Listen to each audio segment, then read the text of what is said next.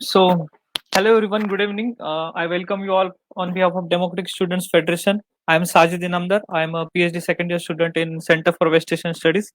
Uh, Today we have organized this talk on the with the title of Understanding the Crisis in Ukraine and its implication for the world politics. As you might be following the news, since at least there have been tensions building up since at least last 1 month, since Russia amassed its forces on the Russian-Ukrainian border.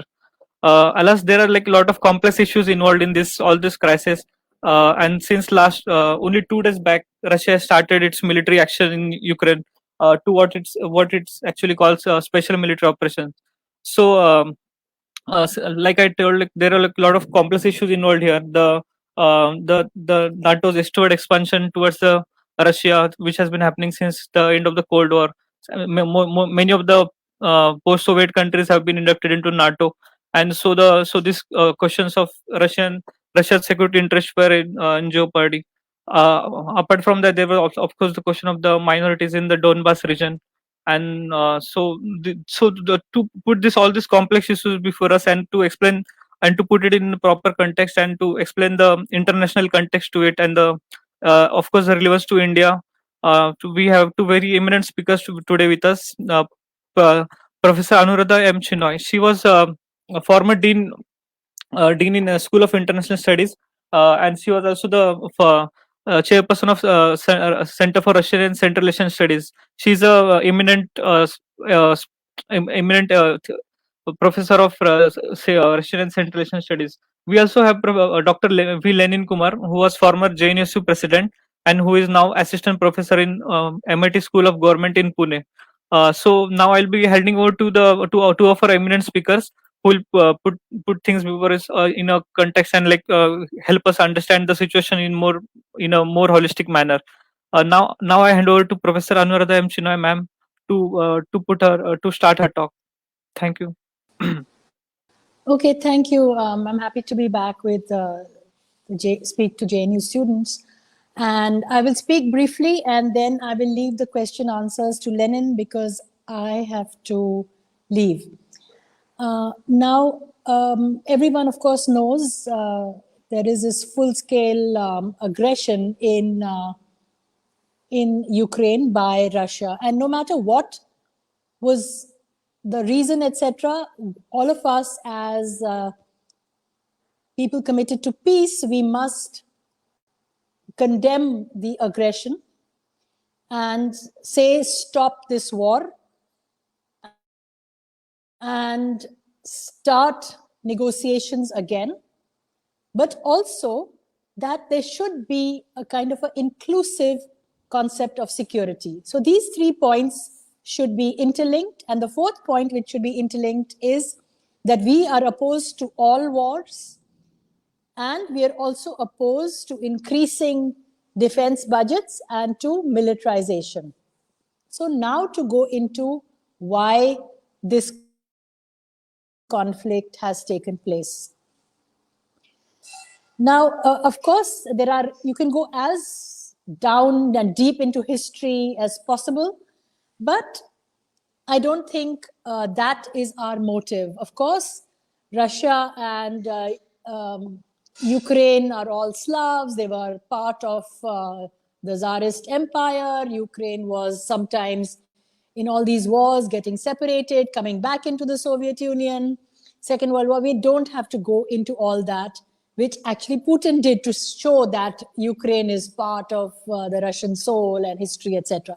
No, we start as these two independent countries and we talk about NATO and European politics.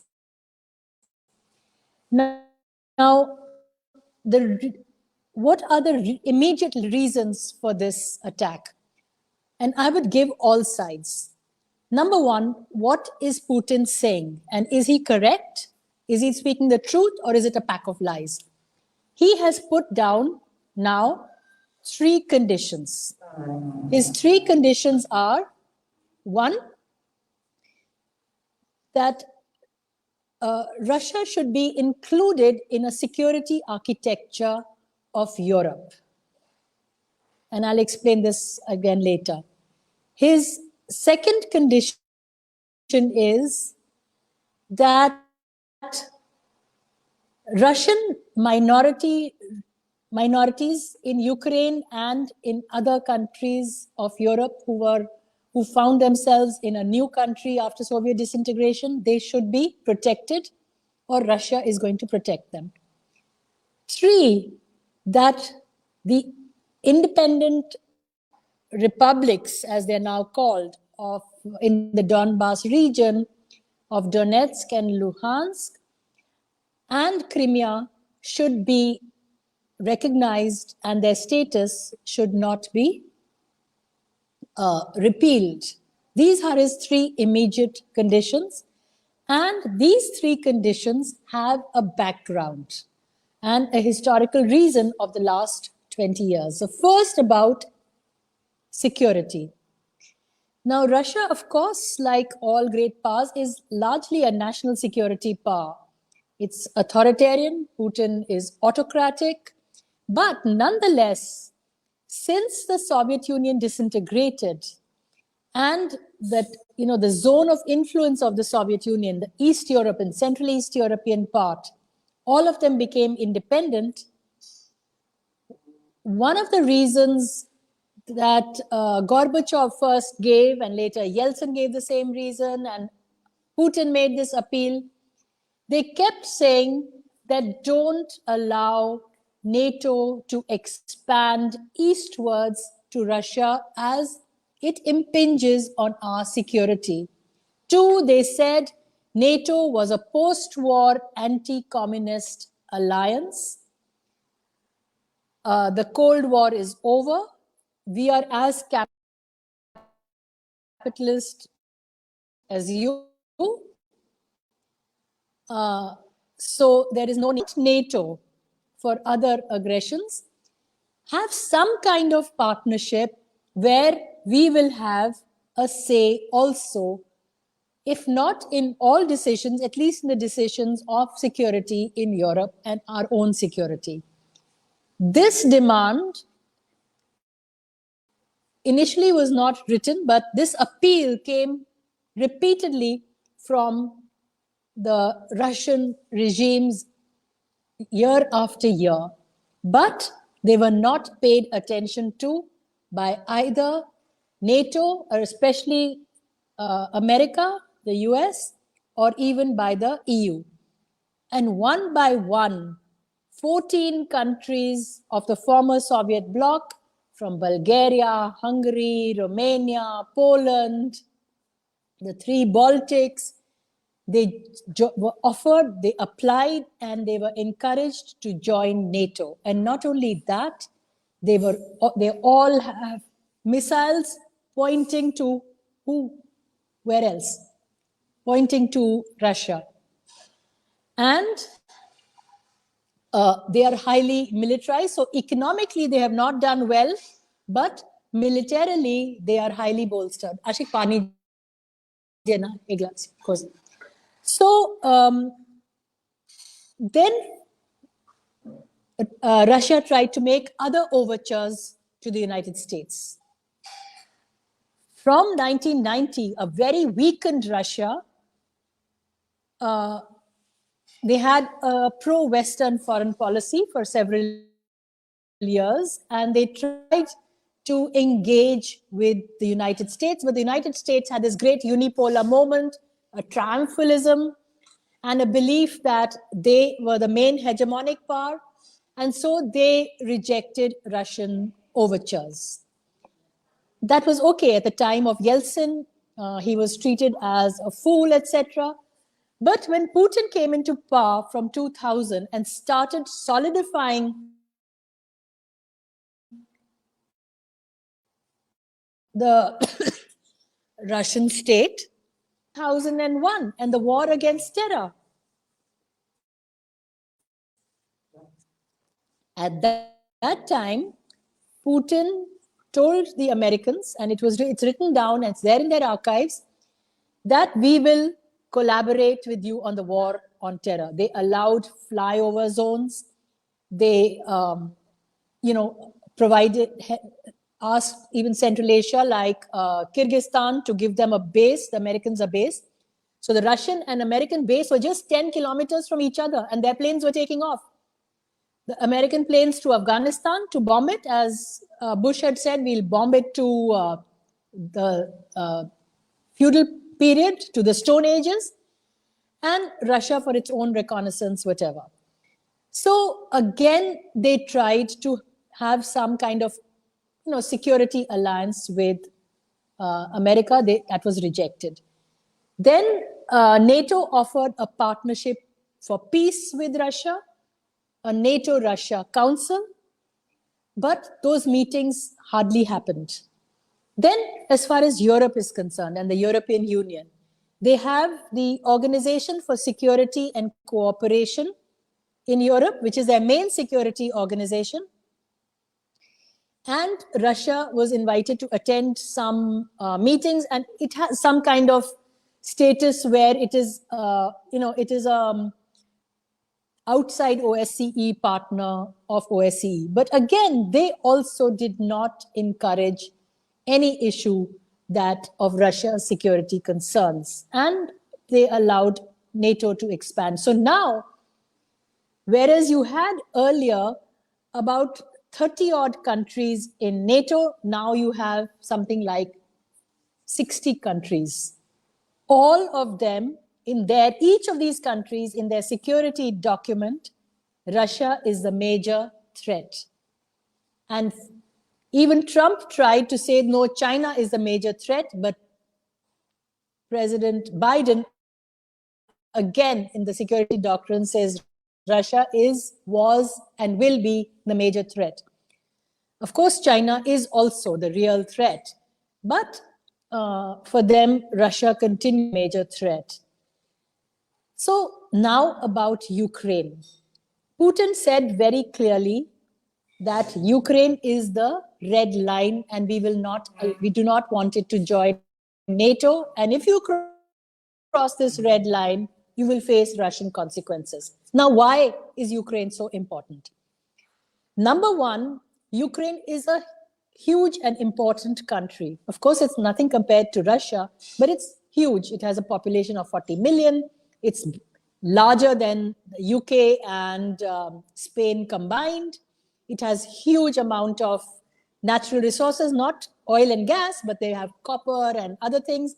It's a granary of the world. It has a huge amount of grain it produces, and it lies just on the Russian border.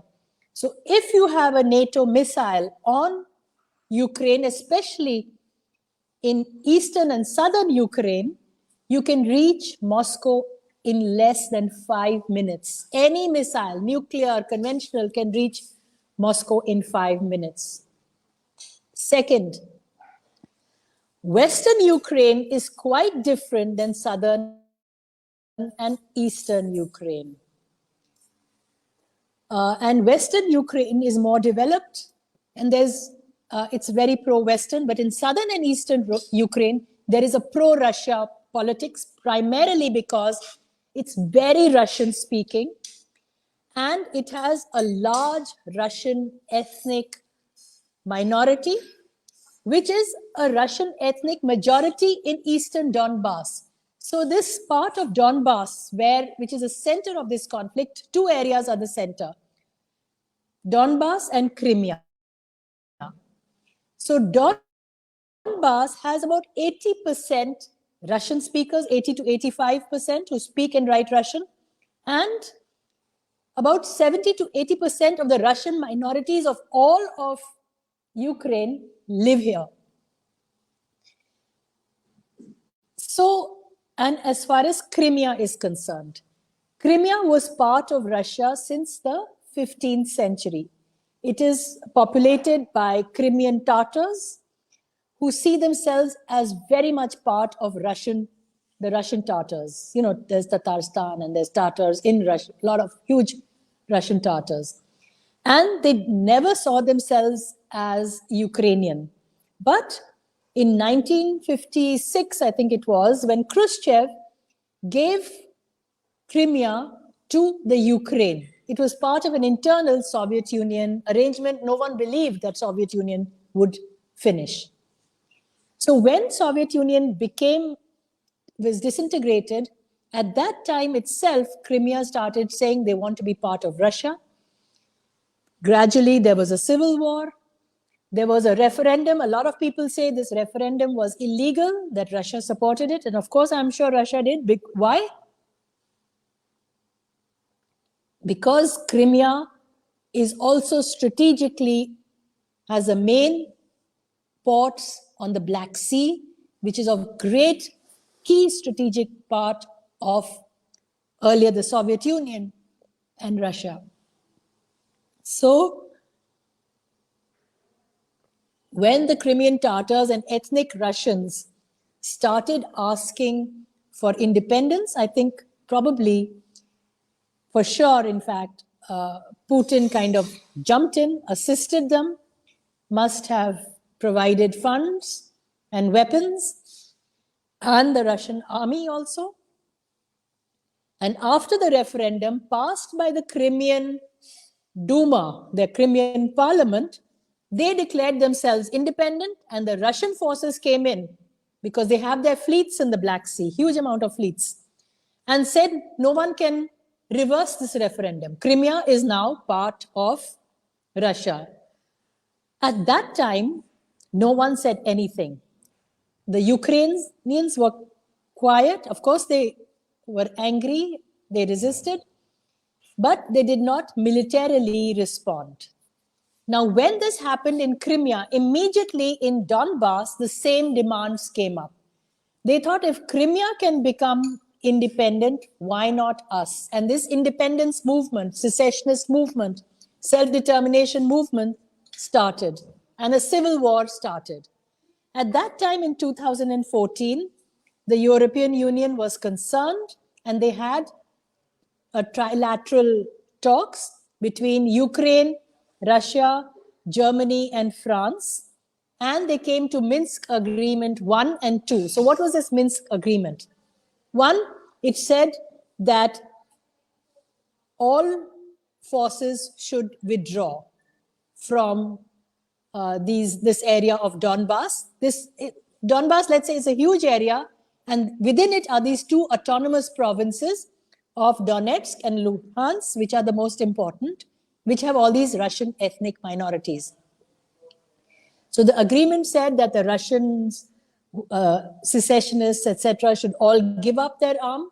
There will be a line of contact. So their LAC, but it's not control, it was a line of contact, which will be a neutral zone between Donbass and Luhansk, is right on the border of Russia. So it's very easy for Russia to penetrate there, especially if you have a secessionist force. But this ceasefire of Minsk 1 and again Minsk 2 in 2015 was continuously violated, and there kept being civil war in this region because the secessionists refused to agree. They were determined for independence. Between 2014 to 2022, a few months ago, till Russia decided to intervene, 14,000 people were killed in the fighting between the Ukrainian army and the secessionist forces. Now, my question is, where was Europe? Today, they're saying, so many people have been killed in this civil war, and these are Ukrainians who were killed, and Russians were intervening. Russia is saying that there has been a gradual genocide on Russian ethnic minorities, and that is why we have to intervene and allow this secession. There's been too big a cost. And the other I think ma'am has lost connection. I think there's some technical problem. We'll try to get ma'am live again. Otherwise, we can shift to a second speaker.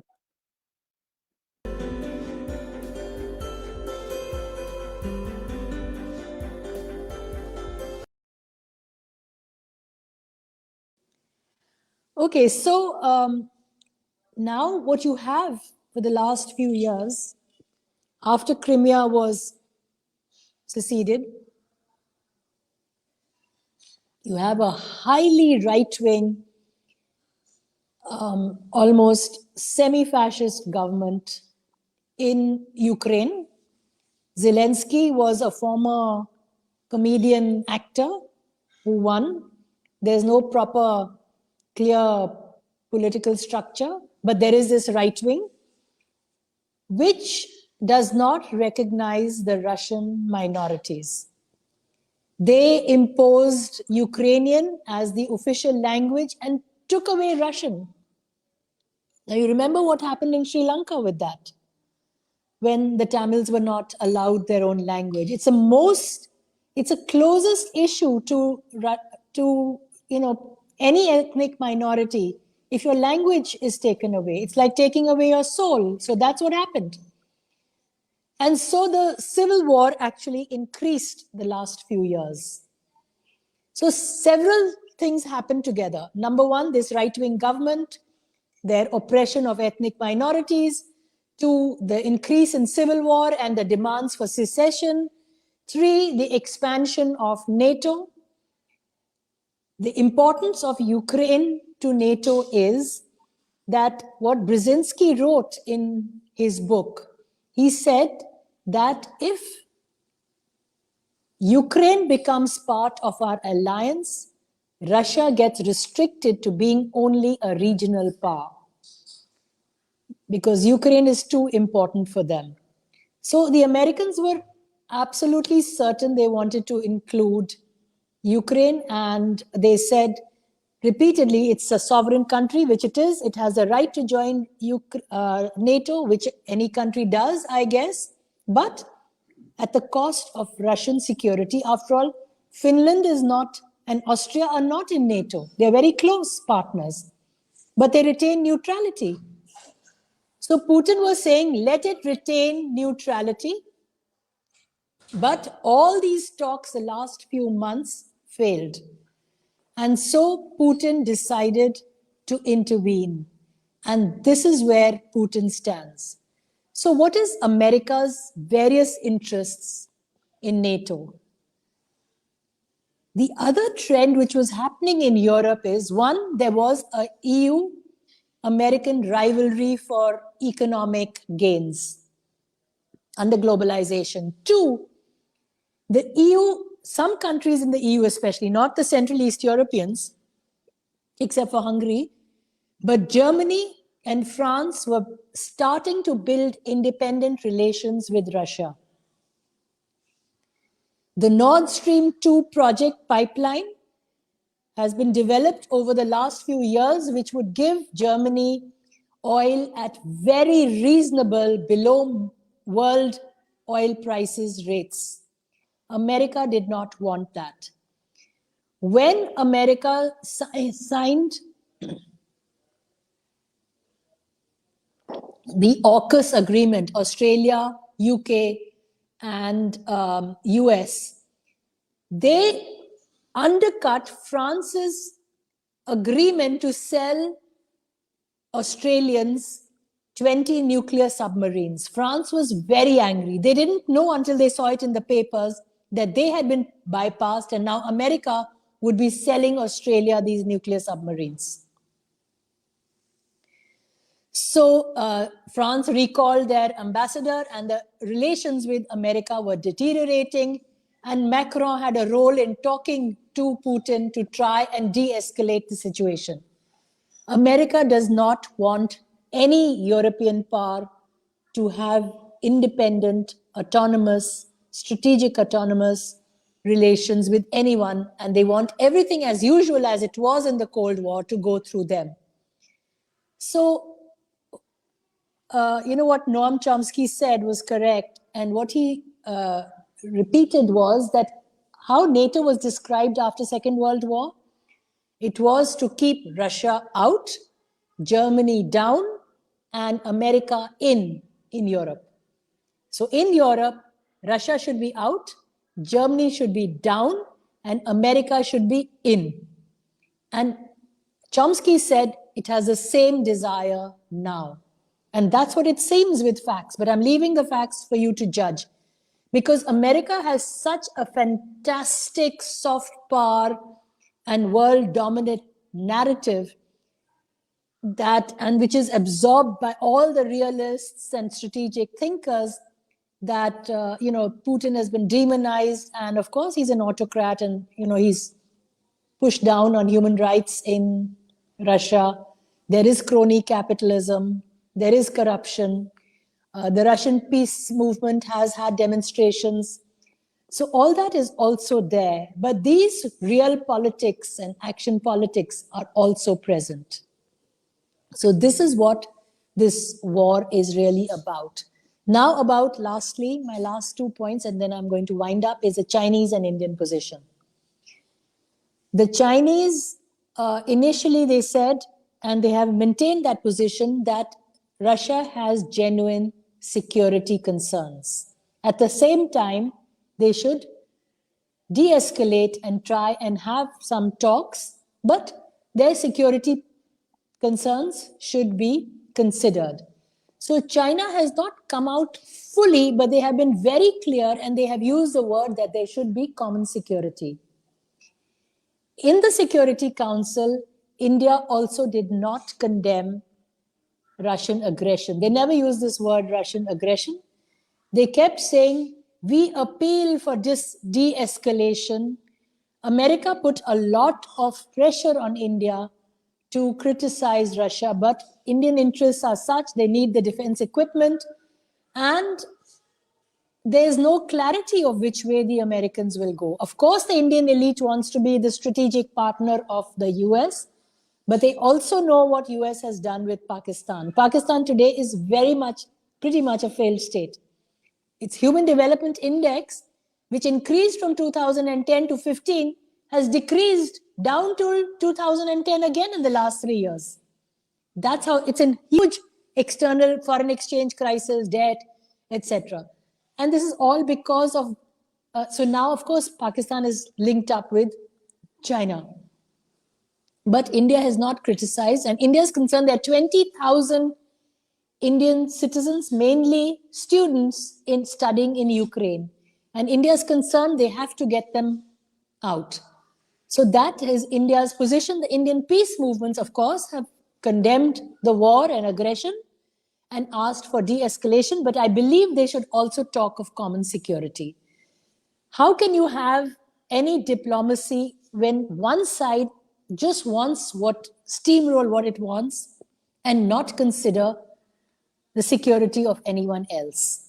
So this is where I end. My position is, of course, I'm opposed to all wars of aggression, of unilateralism, but after that, the security should be an inclusive security for all involved. And in this imbroglio, all four parties have been at fault. Of course, the US, number one, but the EU, NATO, Russians, and the Ukrainians for their policies towards ethnic minorities and the Russians. So it's up to all of them now. The way out, of course, is for Ukraine to be neutral, for the Organization for Security and Cooperation in Europe to engage and involve Russia, and for NATO to stop this kind of militarization. That's not going to happen. There will be sanctions, one after the other. They're going to try and bring Russia to its knees. That will make Russia and China closer, but that's another topic of what will happen with the sanctions. I have quite a lot of things to say about that, but I've spoken already for 30 minutes, so thank you very much, and I would like to leave. Thank you.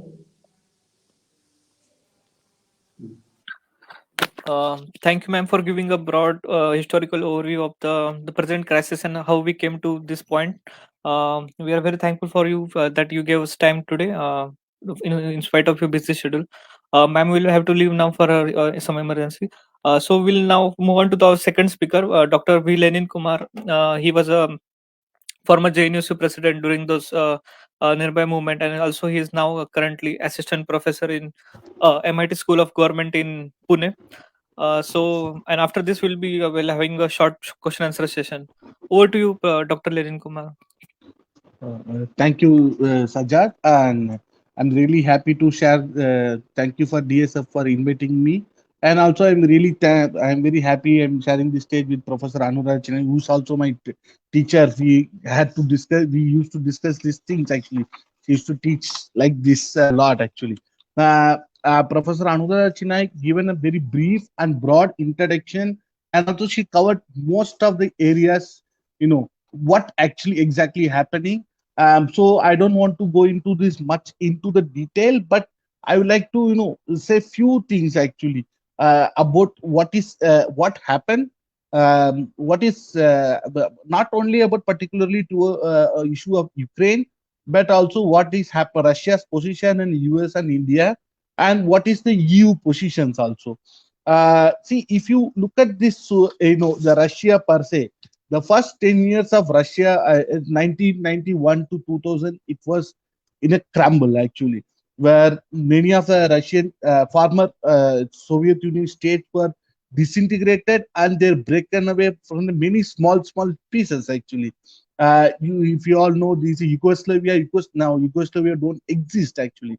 Why? Because Yugoslavia being divided into many parts, small country, and which been recognized that it be given legitimate by the US. The last such a country was Kosovo, where if you know, Kosovo is still will be not recognized by international community, and many countries don't recognize Kosovo, and also Kosovo is not part of a UN member. So that means the Kosovo this thing is still remain where Bill Clinton, the former US president, been there saying, it's a crisis of humanity, how this is happening. So this in the Central Asia and Eastern Europe, Central Asia, Europe and Eastern Europe side, the creation of the small state is not a new. It's always happening. It was the interest of the West, especially US led US led NATO and other things. If you see more recently what is exactly happened actually, where Russia always wanted to have a post. I'm talking about post the 1991 and post 2000 actually. The madam also said they used to be talks where 89 there is a Gorbachev had an informal talk with Reagan and saying the NATO should not expand. And I'm just also in the 1994. I'm just quoting the Bill Clinton actually. 1994, the former US President Bill Clinton saying cannot offer to draw a new line between the East and the West to create a self-fulfilling prophecy of future confrontation. Basically saying you cannot create this kind of, basically saying NATO should not expand and saying, leaving Russia out and we will try to dominate. That will create a future conflict that end of that is what happening. Because within 3 years in 1987, there was the serious talk between the Eastern Europe Military Alliance, NATO and Russia. In 1997, signed the Founding Act. The Founding Act on Mutual Relations, Cooperation and Security. See, it has always been a talk. There was an agreement in the 90s where it was agreed saying we are not going to expand, we will protect Russia, Russia will be coming into the modern world. Everything was being said and done. But it never been implemented on paper actually. Even in the paper is there, but never been implemented actually. Even despite where Professor Anuradha said, where Russia is the first, if you remember in 1991, after the attack on US, where US are going to attack Afghanistan, it's Russia called US and said, we are going, okay, if you want to go to war against terror, okay, we give you space actually. They opened the space for Russian American military to use to attack Afghanistan. So that's more significant, where it shows Russia is willing to come to terms and talk. But the problem lies with the what happened in the Western side, where first of all they don't are willing to accept Russia into the European Union, or not even considered as a force. They always consider Russia as a rogue force. That's one of the major issue with the binary of modern Europe and the autocratic Central and Eastern Europe and Central Asia and Russia, and it's a modern, pro minority, so the quote unquote pro minorities government in the EU. They stand for new age of uh, new age of countries. It's a newly independent country, but that all things are went to in drain actually, because Europe itself facing so much crisis. Like if you see nowadays, no one consider UK is an important factor, even though UK used to it's a UN member, because of the UK's positions actually. Now whatever America says, the UK also says actually. So even the existence of European Union was a question. I say in 2000, last time when the elections happened in the France 2017, where Macron he won, Macron is won, but the opposition was a Le Pen.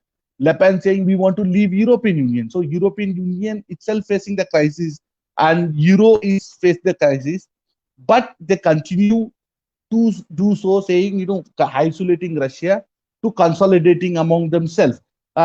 This is not also first time the US withdrawn from any common agreement. Not only 1997, but also if I give you another example, I'm saying there is a joint comprehensive plan of action, JCPOA, also popularly known as the Iran nuclear deal in 2015. It was signed between Iran, Russia, China, European Union, and US. But major clauses, if European US don't agree, then it will be dropped.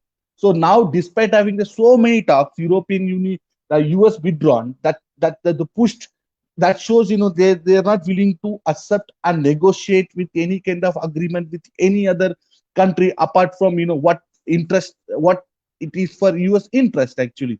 If the US interest is not met with it, then it will be severe. They sabotage the whatever the treaty.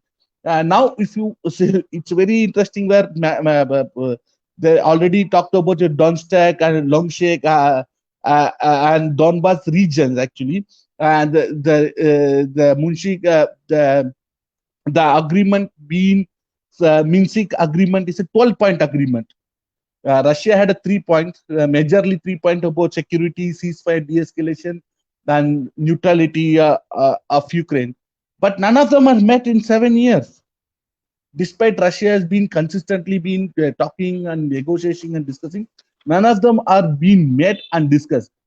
One more important thing where it's very this thing about talking about Europe Union and NATO. The Baltic states is a member of NATO for a long time, more than a decade. The Baltic state, Tallinn, is the capital of Estonia. It's 500 kilometers, just 500 kilometers from Russia's most populous city, St. Petersburg. At the same time, if you go and see all this Lithuania, Vilnius, Lithuania, Latvia, they all follow the same.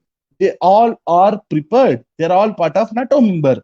In the month of January, when the negotiation talks are going on, the US Secretary Antony Blinken met, and these three countries are met and said, we will provide the weapon, you will provide you space to maintain and attack Russia if it's necessary, which is being recorded, and the US Defense Secretary and say commented and saying, we are welcome your decision for your commitment for freedom and democracy. But it was a Germany. It was stood and said, no, Estonia cannot send tank towards Ukraine to attack Russia. So that means even though within the NATO, everyone is not happy with what is happening. But what happened now, even though even the Macron and the new German Chancellor, everyone is saying, trying to pursue Russia to stop and come to the table. But who didn't come to the table? It was the question of Ukraine, because Ukraine, the president was completely being backed by the US. It is not a first time such a thing happening. In 2008 also, the Georgia is another country was part of in the border with Russia. They are same thing. They said they promoted the president of Georgia like anything, saying he's the face of modernity. He can speak Russian, he can speak a Georgian language, he can speak good English. So he should be a modern face of the new Eastern Europe. We should be a new face. But they said, okay, you go and do it. We'll give you a NATO membership. But end of the day, it was opposed by Germany and Paris saying, no, you should not give membership to any of these people. They don't have a proper criteria. And what happened to the time Georgia just attacked or fired something on Russia, then the Russia attacked Georgia, then it was again, once again, Georgia was fallen. And even though Georgia is not with the Russia, but it was under heavily militarized actually. And also the same time it happened to Ukraine. Till yesterday night, Ukrainian president would believe the NATO will come and rescue. That kind of thing being the leaders being diverted and being controlled. When said, okay, you do it, we'll do. Then yesterday night, the Ukrainian president the president saying, no, I don't know what to do. And everyone say, whoever said they'll support us, but no one is supporting us. No one sending troops. I am alone with my people. This is what happening. This is what continuously they done. They provoked, they pushed. You can see the US keep on talking about saying, if anything happened, we'll do it. They provoked, they pushed. Again, the casualties are these countries actually, where Russia has certain blame. Russia has blame on Russia should take certain blame on how their approach to entire issue and the violation, invasion. But also the other side, the US, now everyone talking about, you can go and see the President Biden, today is tweeting and said, Russia military does not have a force or moral courage like we have a force. Our force are truth, honesty, liberty, freedom, democracy. This is what he tweeting. This is what they tweet. He did not do anything despite promising, pushed, where the US Secretary of State Antony Blinken saying, we will give you Ukraine, Moldova, Georgia, saying we will आपको मैं NATO में membership दूंगा. We will give you membership in NATO and you come together. They offered. All these countries are fell in trap and they know they've been given and pursued, and at the end of the day, it's not happening to serve the purpose of to provoke the Russia, and it's actually provoked the Russia to do certain things, and end of the day, US go back and they put a sanction. So look also the historically, if you see the post-Soviet space, there was a massive unrest, there was a toppling of the government. Not now. The Ukrainian president, democratic elected president in 2015, been overthrown because he was a Russian speaking. He got a majority of Russian speaking people's vote, and he was being overthrown. And in the entire Central Asian countries, there was a color revolution, purple, tulip, orange, all kind of so-called revolution they launched to overthrow democratically elected governments. And they're saying, they're violating rights, they've done all these such things. They've overthrown the democratically elected governments and replaced with someone more autocratic and which can help the US for gas and natural energy. Then later that only many other Central Asian countries are banned the foreign NGO, saying through NGO they do. If you don't want to take it from here, there is a BBC documentary. There is a 4-part documentary. It starts with the Putin 2000 and end with 2008, where clearly including US, Condoleezza Rice, Colin Powell, they're saying we funded people. They're saying we wanted a democracy. We funded people to do protests in Georgia. So what the US are saying, Russia is interfering in our election, and now before that, what US done the same. They agreed, yeah, we done the certain thing, we support a certain regime, we given the money to protest, we believe in democracy. So this is what happened actually in historically in that place. Now what? Now I think while we are talking now, you see I think the Russia Putin saying he's going for a talk. Actually, they're going for Minsk again. Talk. He sent the Russian Moscow spokesperson to Minsk to talk with the Ukrainian president. I think Ukrainian counterpart. I think most probably we can see 1 or 2 days it will be ending actually, where the most of the part as a Chernobyl It's also became Russia is taken a control of it. If you look at the position, except the Western countries, no one, everyone saying there should be a ceasefire.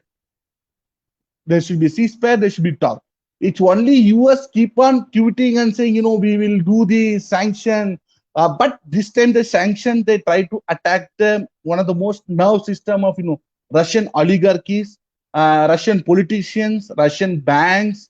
Now we have to see how Russia is going to counter.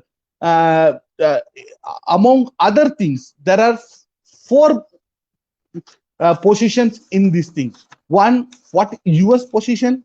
Second, Russia's position. Third, Europe position. Fourth is India's position. US position is simple. Keep the Russia into the regional power. If you are a power, you remain in the Central and Eastern Europe, Eurasian region. You will control the Central Asian country, but that's it. You will be surrounded by you. The Russia will never be what the Russia aim to influence. You will be not the case. Second, Russia saying he said we wanted to be part of one of the major power in Europe, which US should be recognized, and Russia rightful place in the world politics should be recognized, especially in the Europe. Also, the Russian-speaking minorities population, because see, the most of the people don't this thing. The Russian-speaking minority people they not went on their own actually. There many of them went during the Soviet Union and Tsar, where they've been sent to as a factory workers to set up the industries, but they stayed there for more decades, 5, 6, 7 decades.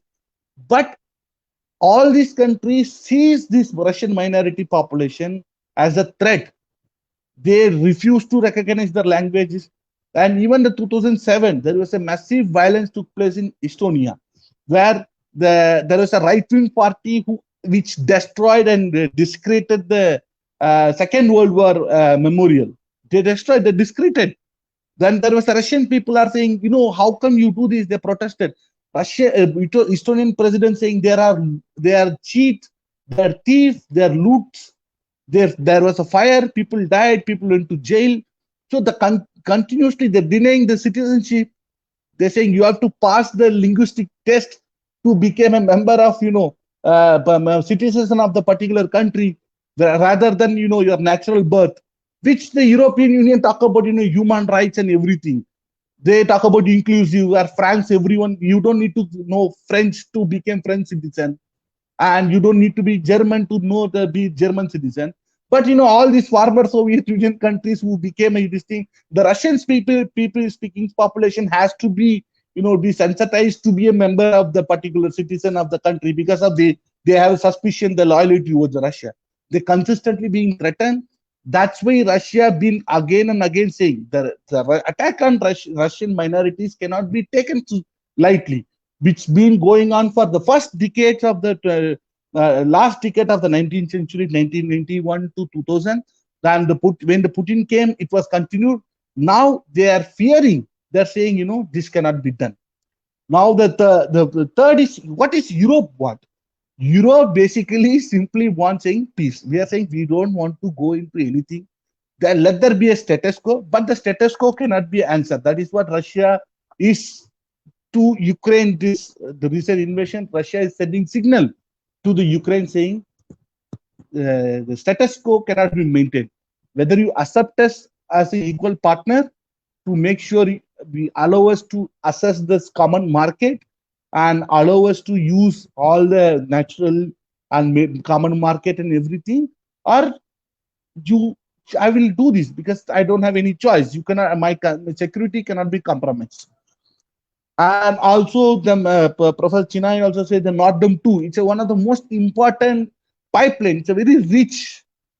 It's a most expensive and also lucrative deal were signed between the Russia and Germany, where US interest, even before all this conflict, the US opposed it. Not only US, including Ukraine opposed it. Why? They're saying this will give Russia's dominance on natural gas energy sector. So we should not allow. So Russia will get more money and transit tax. So we should not allow this. Such an approach where US saying they will send the gas, natural pipe gas. Now, if you watch the recent, if you go through the recent Europe politics and this thing, even in UK, there is a crisis going on. The heating system, the tax on being a natural gas, petrol, it's been increasing actually. So there is an unrest going on. So through this, Germany thought, reduce the dependence on coal and nuclear, because Germany decided to shut down its nuclear plant and coal plant slowly to turn into be sustainable, more environmental friendly. They signed this and Nordam 2, this thing, which US opposed it. That's why they signed. Now what? Now the US forced them to stop. Now the Nordam 2 being stopped. No one knows when will they start again. So Nordam 2 is being stopped, which is huge loss for both Germany and Russia. And it's more interesting. US banned the companies, sanctioned the companies which involved with any of the Russian companies, saying we will not allow anyone. This is how we say basically the crippling the entire Russian system to saying to depend on what it used to be in 1991. An IMF loan and World Bank loan, you stay in the loan or you pushing towards the China, which is the case they've done it successfully. Now, so the European position is not tenable. Now, I think Europe countries will be relieved to see at least Russia is going to talk. I think once again, France and Germany will be there to negotiate. Last time also they done it, they'll do. Also, it's very important year for Macron where he's going to face a presidential election. If you messed up anything, then messed up any of the talk or anything goes against the interest of France or interest of anything, I think it will be seen as a serious detrimental to his political future, where right wing can take easily advantage of it. What is India's position? Which it's a very easy position, which India always been in the this thing of not voting for anything. Where in the last couple of this thing about having a program in US, Howdy Modi and Namaste Trump, this thing India tried and tested and they burned their fingers, because this thing will not going to help India. India realized it, where they realized it when the Golwan attack was happened by China, where US did not say anything. They say this should be resolved by peaceful talk, actually, rather than saying we are friends, we will go with you. No, that never been a statement of US, because US still not see India as a strategic partner. I don't think so also. So Russia, India see as a reliable partner, where Russia provided advanced military technology of S-400, and they agreed to provide new equipment, where India cancelled the drone which they're buying from the US.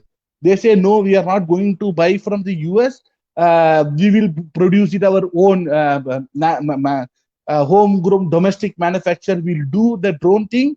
And also India saying there is a talk also whether to put sanction on India for buying it from Russia. Maybe, who knows, because yesterday was Joe Biden was reiterate what Bush used to say, either with us or you are against us. This is what yesterday Biden also saying. If you are with Russia, that means your hands being stained by the blood of Ukrainians. This is what Russia said. It's a huge pressure on India. So, but now today is the UN. There is a voting. One has to wait and see.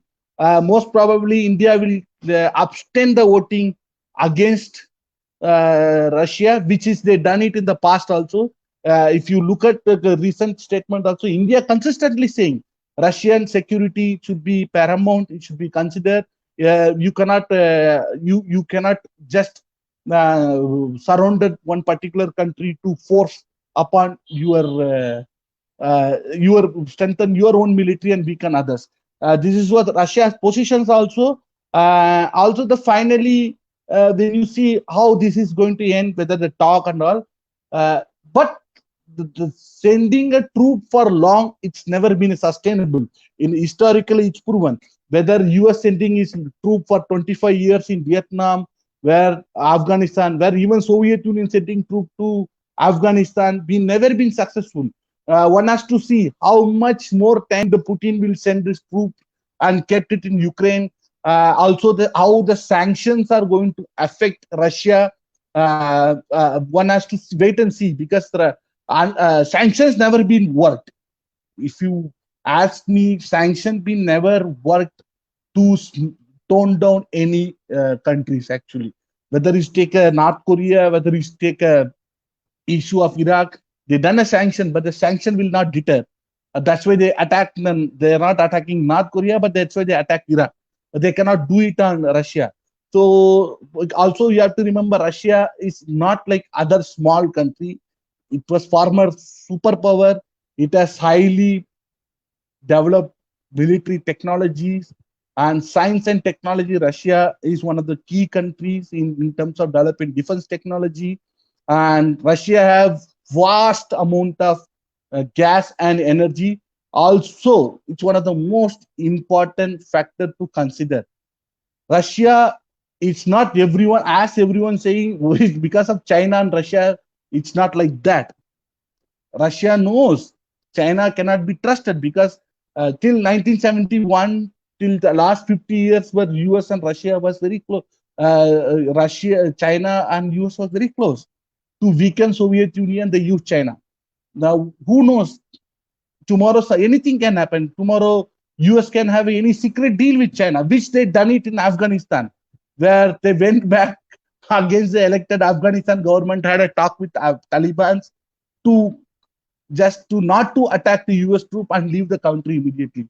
It might happen. They might go choose between the China and Russia. They're saying, okay, let's have a good talk with China, because US multinational corporation also wanted. They don't want a long sanction and tariff war with China. They also said, okay, make a better deal and go. So what will India do then? India cannot go to Indo-Pacific, because Indo-Pacific, in by all practicality, is just another IPSA, India, Brazil, South Asia, or another BRICS kind of thing. Actually, it's not a matter.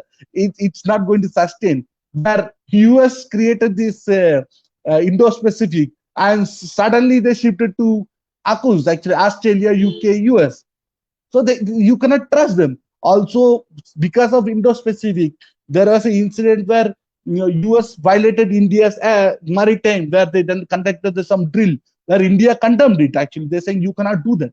Also, if you our Indian external minister Jaishankar, he went actually this month. He said people are saying, Munich security conference. He said the people making stupid arguments, saying, Indo-Pacific's another NATO. He said that's a stupid thing to say. It's not my word. He dismissed the notion and saying this is nothing called NATO, because we don't believe, we are not being a part of any military alliance. He said the four countries have common interest or common value, and they happen to located in the Indo-Pacific. That is India, Australia, Japan, US. So that's it. So India is also not expecting much from Indo-Pacific. I think we can expect more in the coming days, because India-Russia alliance is a time-tested one, where India done certain things, where voted against Iran, which caused us a lot on Afghanistan issue. So I don't think so India is going to take a position against Russia. Also, the crisis of Ukraine crisis, as of now, the war might, the invasion, the attack, Russia attack might end soon, in a day or two. So one has to wait and see. But just to give those who are listening here, don't go with the media, because media houses and people are having a meltdown. People are saying what is happening. They suddenly people cannot talk what US is doing. The same people few years back, they're cheering for Indo-Pacific is the next NATO. Now, because of India's position, they are saying, Russia is right, Putin is right, so go attack. The media, our people are taking position which is it's completely not accord with what is India's interest, because India's interest is different from what the US interest. Also, people should understand division between the domestic. Because of the people have a problem with the Prime Minister Narendra Modi, does not mean India taking a position. The people are saying because of we support Putin because of his autocratic our Prime Minister. I don't think so. That's a correct analysis to look into the matter, because the support of India to Russia is a historical one. It's based on the practical reality. It's based off India's interest. Also, every country is the realist country. The realist most important aspect to protect their own interest. Don't listen. If you have a problem, there is a many more. Even the American social scientists, IR scholars like Stephen Cohen, Stephen F. Cohen, and your James Masher, they all wrote a long lecture and articles. They given a lecture and saying, the what is happening in Ukraine, it's a fault of Russia, not Russia. Sorry, it's a fault of US. They said it should be stopped. It should be over by now because of the hegemonic nature of US foreign policy. They continue to running the show, but the show must have to end soon, because I don't think so everything good with NATO also, because everyone in the NATO is not in the same page. So this much I like to say. Thank you very much for the opportunity. Yes, I am done. Thank you, Dr. Lenin Kumar, for giving extensive talk on and touching on the various aspects of the present crisis. We'll now be moving on to the short question answer session. Since we are running out of time, we'll keep it just for 10 minutes. Okay. You can viewers who are listening to the talk can put their questions in the Facebook chat box. We already have a couple of questions, so we'll move on to it. Please. Vidika has asked. Select a question which has common related, so it can be answered. Okay. So Vidika has asked, from the way Anuradha ma'am explained the security conflict of Russia and the repeated failed talks that Russia initiated, what was the trigger which led to Russia invading Ukraine? So what was the trigger point for the actual military invasion? Like already I told you, because the both side there was a talk going on for long time. Both are, now the Ukraine is not willing to accommodate the Russia demand also, and also there was a talk of pushing. Like I said, the U.S. Defense Secretary of State Antony Blinken, he offered the Ukraine, Moldova, and Georgia to inducted in NATO. It's like a bait. They done a bait again, and also the pressure. There was a military build-up on Baltic states also. Now, by the way, while we are talking, the attack on Ukraine, suddenly Baltic state they declared the national emergency. They suspended parliament. The inherent tendency of autocratic thing to go against this thing, it was high thing. And also the another thing is, if you say go by the pure realistic way, I think Russia wanted to have a settled once and for all for the issue of Ukraine, because they discussed, they debated on maybe they debated everything. They said, okay, let's do it, because they expected the sanction, they expected the outrage. Now they said, okay, what more they can do? They cannot attack, because the US and EU cannot attack Russia. So let's finish it once and for all the dispute. I think that is what the calculation is. We have a question from Vishakha. She's asking, where will this invasion likely to lead? Will this trigger a world war? I don't think so.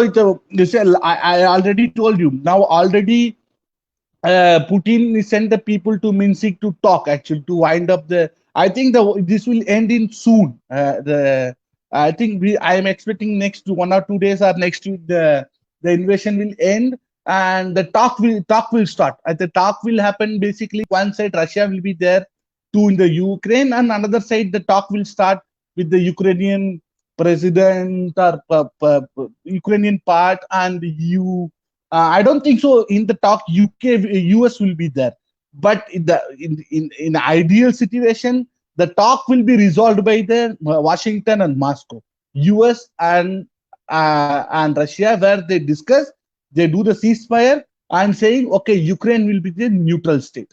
That's it. That should be the final outcome.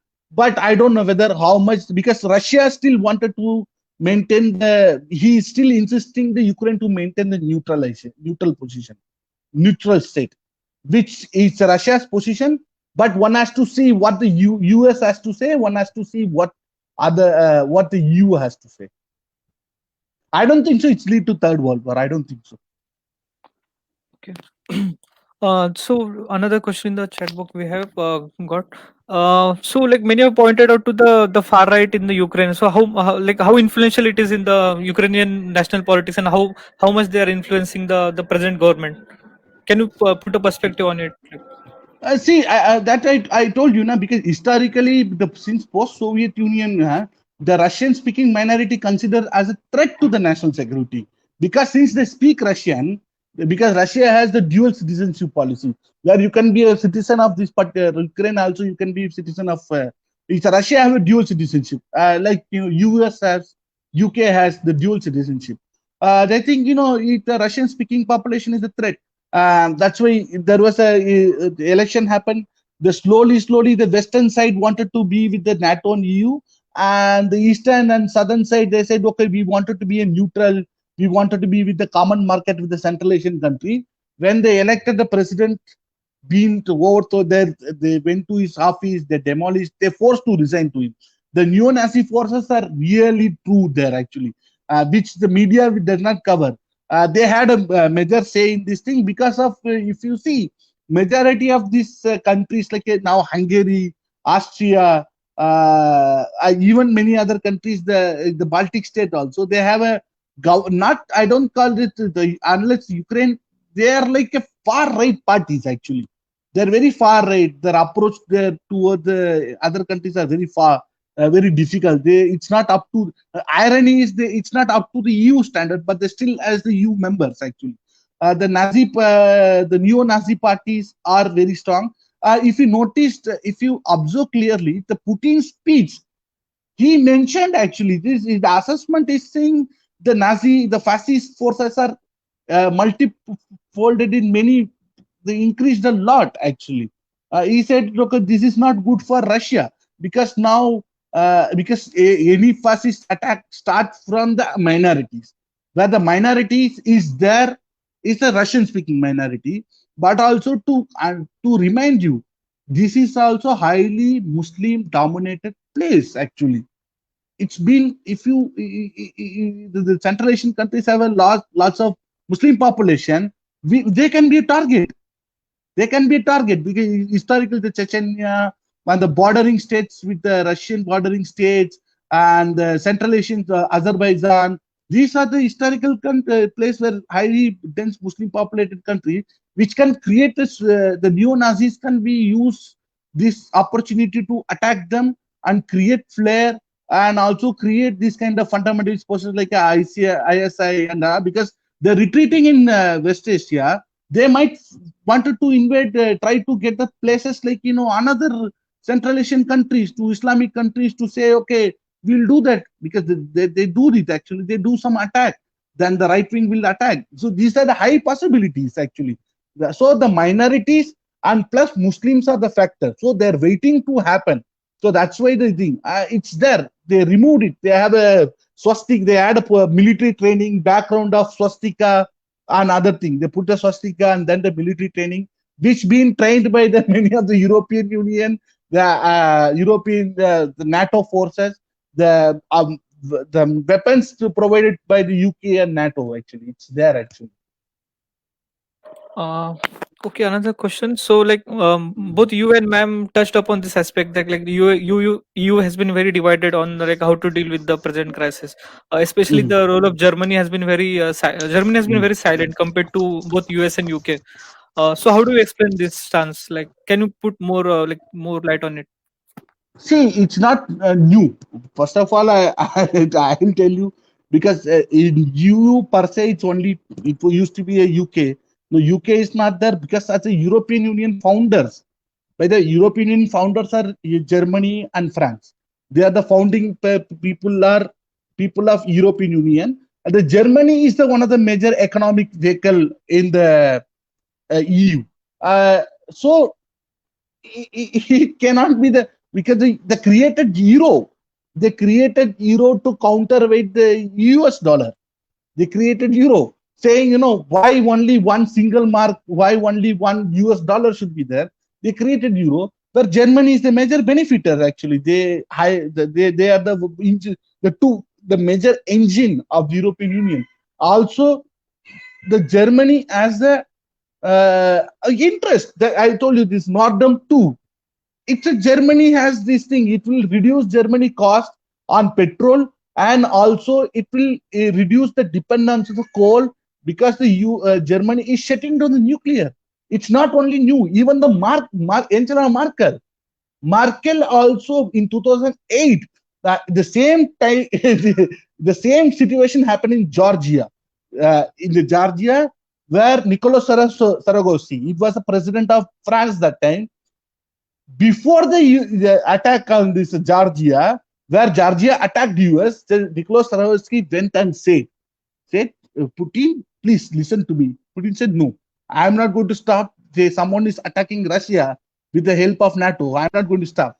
Where Merkel, she took a position saying Georgia is not going to be a NATO member, which Condoleezza Rice given an interview saying, these are our allies, they're going against us. This is what Condoleezza Rice's position actually. So that's a US, if you look at closely, US, it's not what US used to be in 1990s. The slowly the geopolitics change.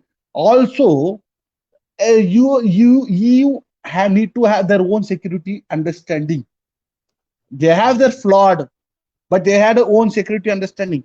They wanted to have a good relation with Russia, because if you want to reduce your so-called coal and nuclear, they have to get the supply from somewhere, which provided by Central Asia and Russia, which are the huge number of natural gas and energy. So where Madam also said, where European France is so pissed off with Russia, they called off for the ambassador. Can you imagine France calling ambassador from US? It's unprecedented. You cannot hear. Because also, not only that, you've taken many incidents actually. The withdrawing from Afghanistan. Also, not only now, even in the time of in the attack on Afghanistan, NATO forces saying, okay, we are agree. But the attack on Iraq, Germany was not part of it. So no, we'll give you money, we are not going to send our troops. Even the attack on this thing, they are not agree with this actually. Also, remember, Russia, the European Union interest and conflict with Russia, it's not same as the US, because they have interest in China. They cannot take position against China because EU has a huge amount of investment of China. So US interest and European interest is not same. Let me tell you one example where Trump pulled out from the Paris Accord. It's a peace Paris Accord saying, we'll have a solar energy and everything. But the turn out to be when he pulled out, who benefited? China benefited. China benefited of 500 millions of dollars, billions of dollars, but China benefited to setting up this thing. They have interest. China is not geopolitical threat to European Union. That's why the interest will never collaborate actually. It's not the same. But US somewhere holding this together, but I don't think so that is going to happen, because I believe in the coming days, this MITSOG was arranged by the France. I think once again, France, Germany will involve. Within a few months, we can see there is going to be another talk. There will be a relaxation of in the sanction, where Russia will try to get something out of it, and there will be some here and there. So historically, because that's why I say the relevance of NATO, because of the Soviet Union was there, the relevance of NATO being questioned. So the NATO member also does not have a more interest. That's why I said the Baltic states saying It's a NATO member. Estonia saying we are going to send a military tank to Ukraine, where Germany saying no, we are banning you to do that. So that's just even a NATO member saying Germany you cannot send. So that is the situation. They shut down the European Baltic states, saying I am your boss in Europe. Even though you might be a part of NATO, you are a member of European Union. I am the boss. You cannot send. So that is the thing. So their interest, US interest and their interest is not same actually. So that's why it's not going to be the same page, but one has to wait and see how much more time it will take. Yes, just before we wind up, a small question, which is on everyone's mind, like how will this present conflict will impact the global power equations? Like, even despite the threat of severe sanctions, Russia has still gone ahead with the military action. There's also the both of the speakers mentioned about the role of China, and all the both of you touched upon it. So, like, is there a more close cooperation between the Eastern world, the China, Russia? So, how is all this going to impact? Just briefly, you See, can mention. there is a famous saying. I hope you know there is no friend and no enemy in politics. Where China being supported by US to counter the Russia. Now suddenly US saying China is the enemy. So number one, that cannot be a option actually. Everyone is waiting for the open, it's like an open book. Everyone waiting for their opportunity and the correct allies. Even though China and Russia seems to be close, but they are not. They have a very much thing because China has a large border covering these Central Asian countries covering China. Also, the Chinese influence and money in Central Asia is huge. That's creating the problem for Russia, and also the China and Russia natural gas. It's also creating imbalance for this thing. Remember, now Pakistan, Imran Khan went to meet Putin in the day of invasion, and I read somewhere, someone told me also, where Imran Khan given a interview to Times Russia, where he said we have to get rid of our colonial packages. He's saying we've been used by US for many years, which I don't want to go into the debate actually. So you can see the Pakistan was a long ally of US. Now they're leaving. Now, now some people are writing book. There is a Hindu foreign editor. He's writing a book called Mullahs and Comrades. How China and Afghanistan in the common, how China is doing. Where China organized a talk on Afghanistan, where India and Russia is not part of it. Where India organized a talk on discussion on Afghanistan, where Russia is part of it. China is not going to buy military equipments from Russia, where India buy. But at the end of the day, we have to do our own, actually. Now everyone is waiting and see how things are folding up. So the conflict in Ukraine, we might end soon, but the possibilities, maybe, I'm not saying, still US is the dominant force in world politics. But the Ukraine also said how much dominant it is, because it can go attack small countries like Syria and Iraq and other places. But when it's come to take on to this thing, they cannot do much. It's exposed. It's also kind of giving a signal to think, इतना ही है इन लोगों का, चुईटी कर सकते हैं और कुछ होगा नहीं है. That's what literally done. So now the Central Asian countries and Baltic countries are looking at them. Now everyone's saying, are we next? Now Baltic countries saying, if this is happening to Ukraine, what will happen to us? Because we are 500 kilometers away from Russia. What will happen to us? Now suddenly everyone's saying, what will happen to Taiwan if China is going to attack Taiwan? It's possibilities. What suddenly tomorrow China attack Taiwan? Will the US go attack China? No. No one knows. What will India's position? India's position has always been a one China policy. That means Tibet, Taiwan, everything is under one China. So will India change the position? Or did till now they are not, China is not talked about Kashmir. They're very sensitive. Which US consistently was keep on saying, we'll mediate. India saying no, we don't want. Russia never said, we wanted to mediate. They will support you. Russia said India is one of the strongest friend of we found. Yes, this because we took decisions. See, some in the politics, sometimes we face setbacks, sometimes we gain something out of it. I think what we are seeing here, I hope I'm not taking them. See, this entire plan, the attack, been not immediately impulsive. Putin visited India in December. India, he visited India, buying S-400, everything. He's saying whatever sanction will provide S-400. They all planned, well thought out what is happening. One has to wait and see how things go up. So, but now it may seem US withdrawal on Afghanistan, now the response to Ukraine, and there was a massive unrest within US. It's bound to happen. US ka andar bhi domestic politically, US is getting very weak. The right-wing forces are getting stronger, and it's there everywhere.